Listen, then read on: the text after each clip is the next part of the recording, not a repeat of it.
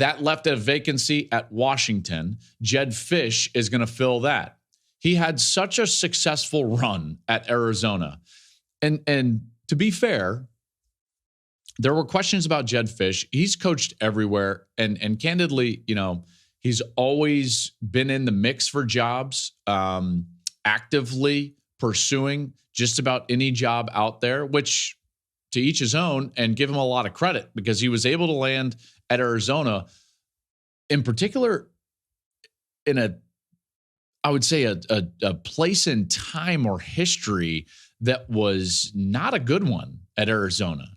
In the COVID year, they go winless. Then he gets the job. They win one football game his first year. And now he's leaving a program that just finished 11th in the country and had 10 wins. He did an unbelievable job at Arizona. Nobody really talked about it this year because it was never a team that was threatening for the playoff. But man, this is one of the great stories of college football, in particular, that didn't get covered.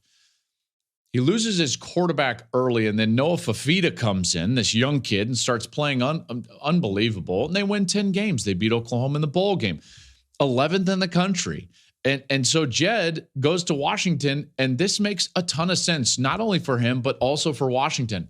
I think he's in the same vein. He's an offensive-oriented coach that clearly understands the passing game. And with the success that they just had, that fits. However, that roster is going to be decimated from what it was a year ago, in which they won the Pac-12, beat Oregon twice, and then ultimately lost to Michigan in the national championship game.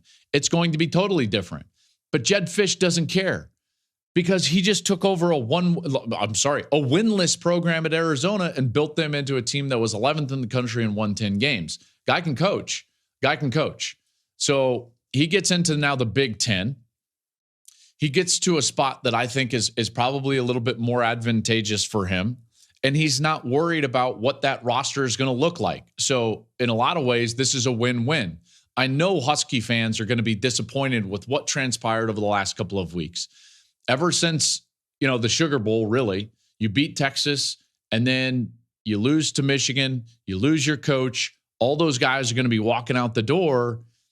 That's a tough one. And I understand that, but this guy is a very good coach, and it doesn't matter how many guys walk out the door because he has proven, as he just did at his last location, that he can build a winner from next to nothing.